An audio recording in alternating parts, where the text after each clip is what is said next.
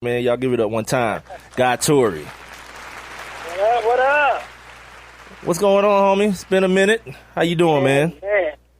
Man, as best I can, man. After last night, dog. I got a hangover. I got an election hangover. Don't man. do that to us, man. First of all, it was a hell of a campaign, a dirty campaign, a stressful campaign that was run. And then on top of that, the person that you wanted to win didn't win. That just makes it even worse. I mean, if the person that you wanted to win kind of like wins, then that kind of like heals all wounds. But, man, we got a fool in office, man. I just got through saying that this dude is a legitimate crazy person. The other voice that you're hearing is comedian, actor Guy Torry. Make sure you guys are checking him out. You guys got to check out Guy Torry. He's like the hardest working dude ever in life. Check him out. I don't know. I think Kevin Hart got me beat, but I'm trying to get on his butt. Well, he just might be getting more money, dude. I see you on everybody's TV show, everybody's radio show. I'm like, man, I'm gonna hit Guy.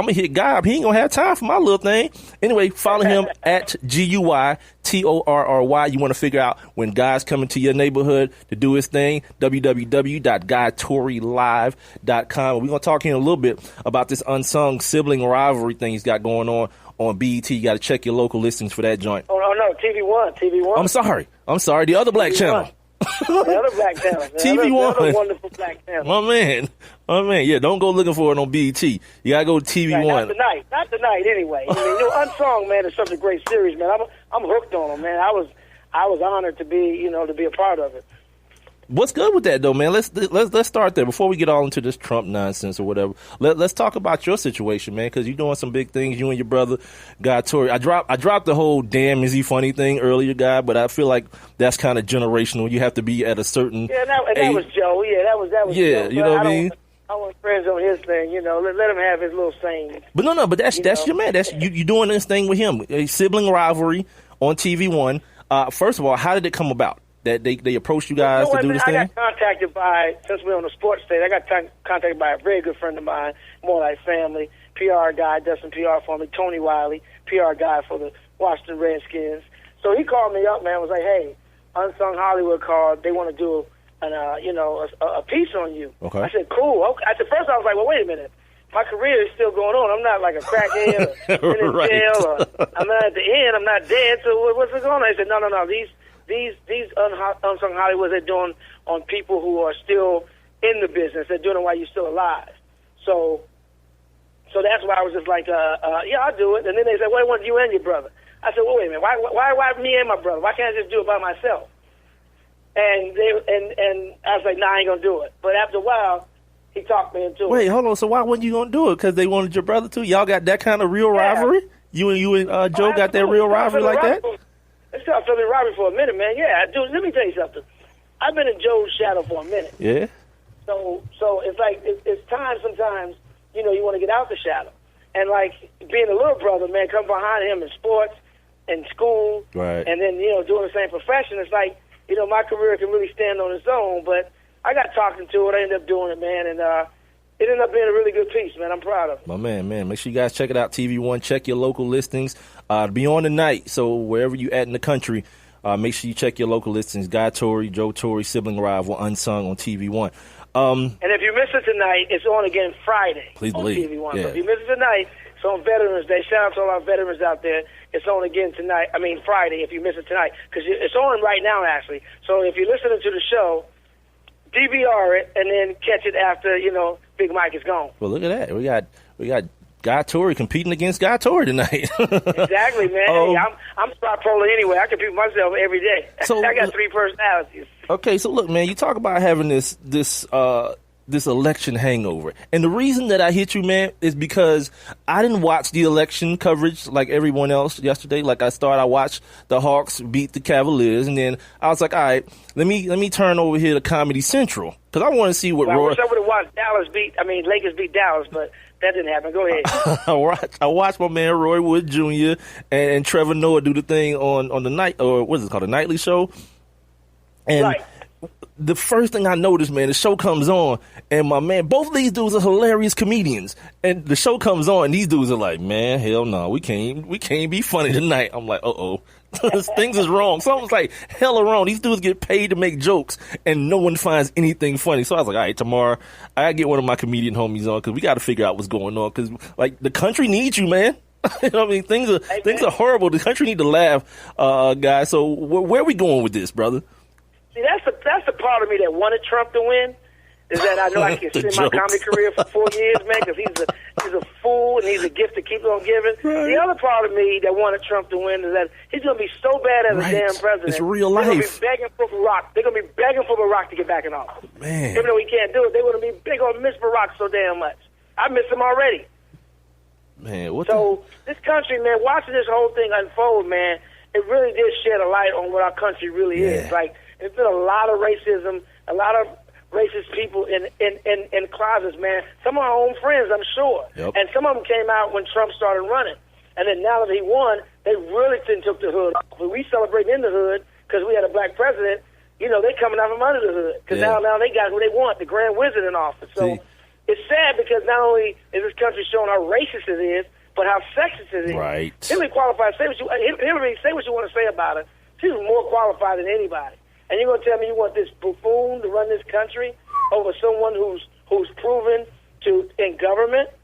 And then I can't fly with that. You know what I said, man, earlier?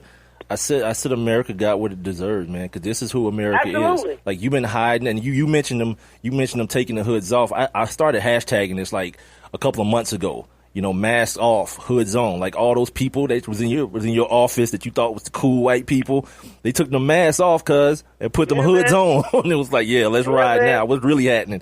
Man. Yeah, man. And you know what? When Barack got in office, I said something 8 years ago.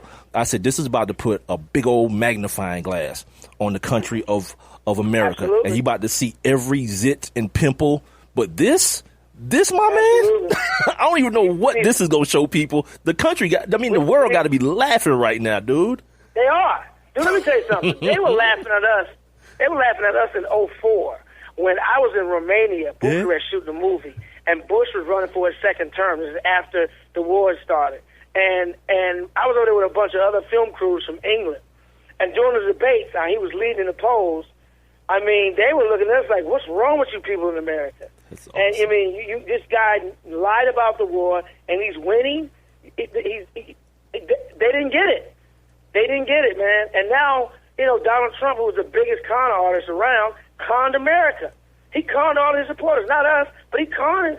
He said back in '98 in a People magazine interview that if he was running, he'd run as a Republican because Republicans are stupid. Yeah, man. Yeah, and so you're right. America's getting what they asked for. He played getting what they deserve. He just played the biggest joke on everyone. Like one of my first comments on this show tonight was, I don't think anyone's more surprised than he is. Like, he probably woke up this morning like, really? Right. This just happened? Because now he got to go to work. He got to be an actual professional, which my man, I don't believe he has the capability of being in no circumstance, cuz. Yeah, I'm with you on that, man. I'm with you 200% on that. Dude, this is so unbelievably stupid. It's like one of those, it's like the joke that eventually it's funny, and the punchline is about to come, but then the punchline come and the whole joke bomb. This is what's happened. The punchline just hit today, and the whole joke that was funny for the last year is terrible now because we have to live it. Look, man, I told folks, like, okay, let's get past my man saying that he could just walk up to a broad and grab her pussy. Let's go ahead and put that to the side if you possibly can. Right. But the one thing that you swear to God that he is, this businessman, he stay in court more than anybody. He cheat people out their money at every turn. And now you giving him the United States budget. Thank you. But man, people, this country is so racist. Man, yeah. And so blind. Because, and we should have saw signs of that back when affirmative action was voted down. Mm-hmm. Because affirmative action was covered so-called minorities, which I don't like using that word because there's nothing minor about me. The only people who are not minorities are white men because everybody else is a minority. So it's a word to keep you feeling less than. And I'm not that. So anyway, but minority is anybody that's not a white male. So when affirmative action got voted down, they were just thinking about black people. Like, it only included black people getting ahead or black people advancing or getting opportunities that they felt we shouldn't have gotten. Right. They didn't realize that it covers white women, it covers Asians, it covers all women, basically, and all ethnicities. They were just so focused on, let's keep the black people down and let's vote it down. So that right there told you how racist this country was. So I saw it a long time ago. On a brighter note, though, shout out to you guys out there in L.A. You got the weed law passed. You know what I mean? You get to roll up and smoke up. So, you know, if it ever gets too bad, at least we know one part of the country will be happy about something. I did vote for that to pass, even though I'm not a weed smoker. What I am proud of is that the condom, the porn one passed. Like, there was a law like, do porn stars have to wear a condom while having sex? And they were trying to make them wear condoms. And I'm like, you know what? No. It's not porn if someone's got to stop and put a condom on. Wait, back up. I heard someone mention that earlier. I heard Ron Funches, as a matter of fact, mention that last night. So wait a minute, that's a real thing? Like, dude, California's a different world, dude. Yeah, this is the second time it's doing a ballot. It was on a ballot a few years ago too. It's like, wait a minute, but it's kind of a twofold though, because number one, I don't want to look at porn. I travel a lot. I'm in a hotel room, so you know sometimes I need a happy ending. My man. So, I don't want to look at porn and dude got a condom on, but at the same time, I don't want to see his shaft either. So it could have went either way for me. You know what I mean? I'm trying to see her. I ain't really trying to see him. This is outstanding. And plus, my homegirl, we was looking at all the measures and all the propositions that was being voted on. She said, "Well, I'm gonna vote no because I don't want to spend my tax dollars with someone standing around a monitor seeing if somebody this guy got on the rubber." So a condom monitor. So we paying extra taxes for a condom monitor? That's outstanding, man. California is outrageous. California wild, man, but I love it. Weed and rubbers. Vote on it today. Weed and rubbers. That was this election. Weed and rubbers. Oh, man. He's Guy Torry, man, the friend of the show for a long time now, man. Make sure you guys follow him, Twitter and Instagram, at Guy Torry. Check out the website so you know when Guy's in your area, because the dude is everywhere. You see him on Twitter and Instagram. Too, man. In Atlanta? Yeah, man, I'm there December 1st to the 4th. Got to bring the old lady out, man. Atlanta Comedy Theater. Yeah, out there in Gwinnett. Yeah, we got to bring the old lady out, man. Also, man, he's got Unsung. It's on right now. I want to come in live. I want to do the show live, man. At the crib? Bet. Yeah, okay, come on. I want to come on. My man. That'd be a first for the One Mike with Big Mike show. No doubt. Let's talk about those teams out there. This crazy thing with you, though. You from St. Louis. And the Rams they left St. Louis, and last time I talked to you, was like, good, they need to leave and come to L.A. But I saw some video last week. My man, Sundays is a ghost town in St. Louis now. You been back on a Sunday? I have, man, and my mom still lives there. And it is a ghost town, man. But you know what? A lot of people didn't support the Rams when they started losing and stuff, man. It's kind of whack. You know what I mean? But then when they leave, now people want to cry about it. Mm. And from what I understand, they gave them every opportunity to stay. I mean, for St. Louis to get their stuff right. They missed all the deadlines, and then bam. Now when they leave, they're like, oh, you should have left. No, you blew all the deadlines, so don't come crying now. What's the situation like in L.A.? Because there was a kind of a little bit of worry. Because L.A. is just so busy and there's so much to do. You got USC, you got the Lakers, you got the Clippers, you got so much to do club-wise and the beach, whether they were going to be able to field a fan base, a real committed fan base. So what's the fan base looking like out in L.A. for the Rams right now? Because they ain't winning right now either. I've been to 3 games already, man, and the stadium's been packed. The enthusiasm is there. Now, we got to start putting some W's on the board.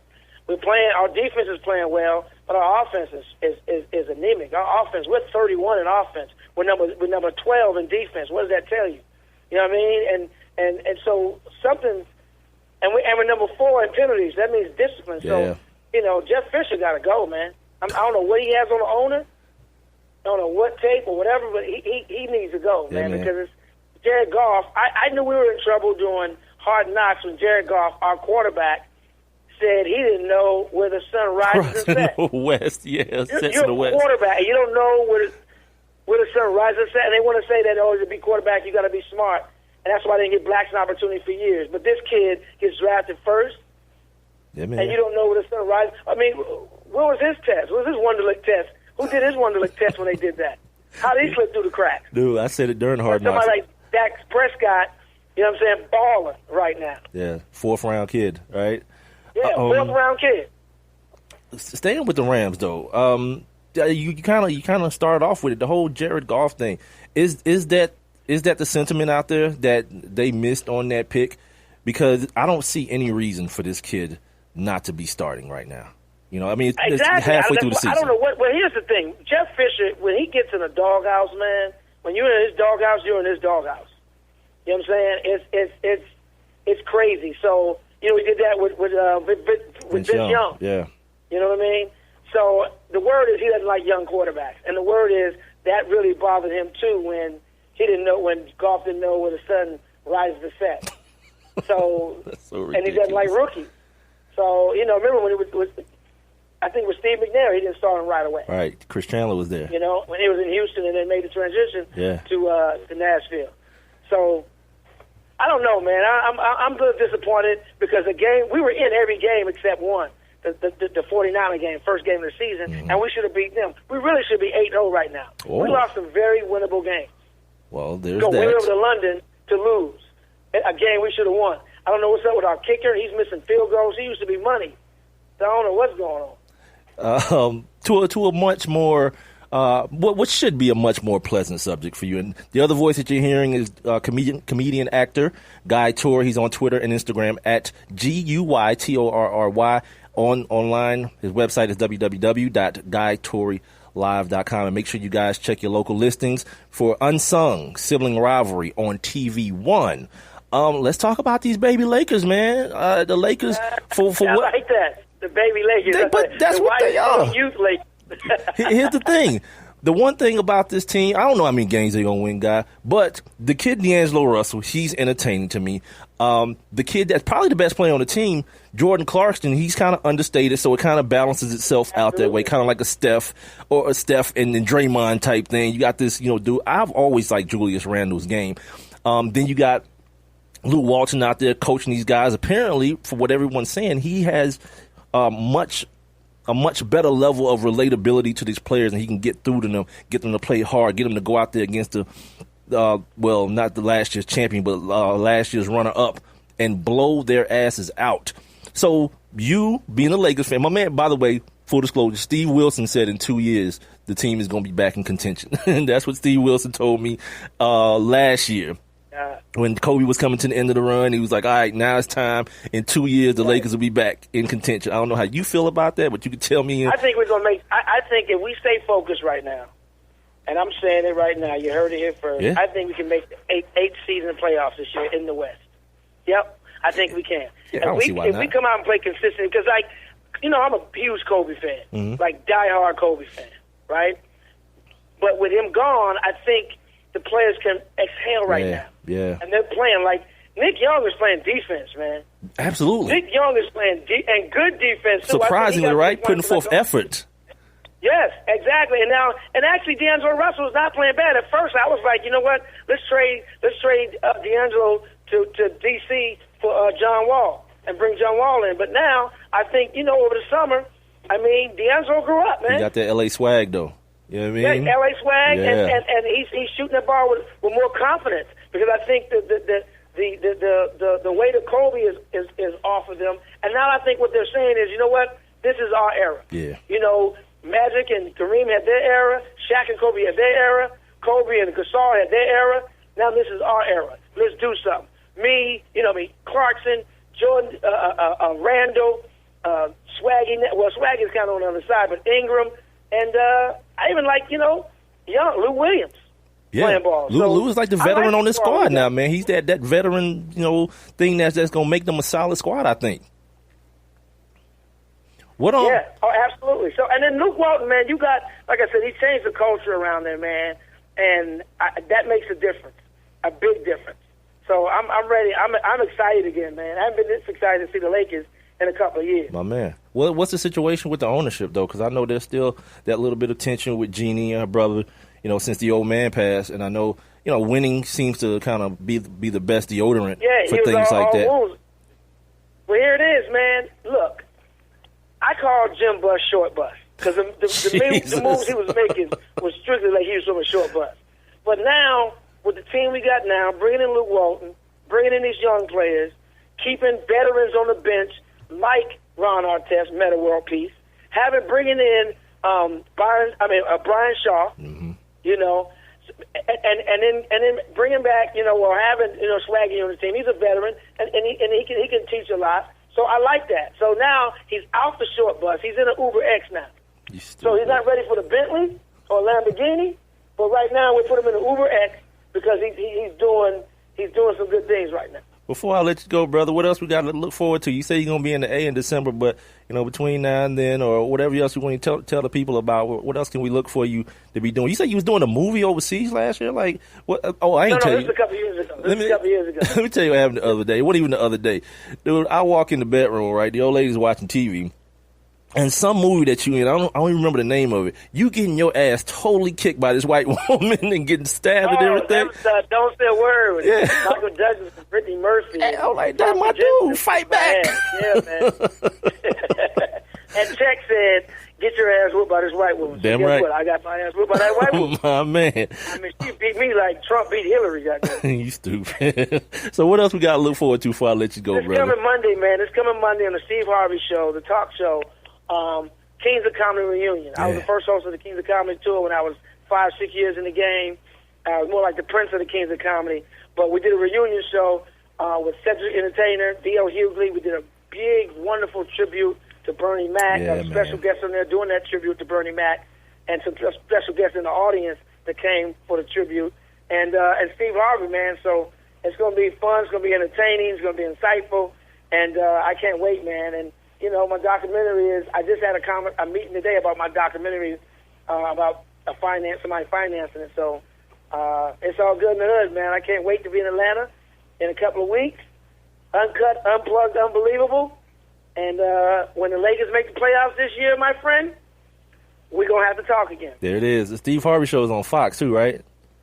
It's I think I think you got to check your local listing. Okay. So yeah, check your local listing. I think it's different. It's syndicated, so I think it's in different markets. It's different things. Man, it's like I'm not a person that get when celebrities die, like it happens and it's cool. Like when Prince died, I wasn't like, oh my God, Prince is gone. But I'm gonna be 100 with you, man. When Bernie Mac passed, I was like, man, that ain't cool. Oh, I was never cool with that. Man. Like I watched that milk and cookies situation today, now, and laugh like I'm looking at it the first damn time, my man. So yeah, good. I'm glad that's happening, man. A tribute to the late great Bernard McCullough. That's his real name, right?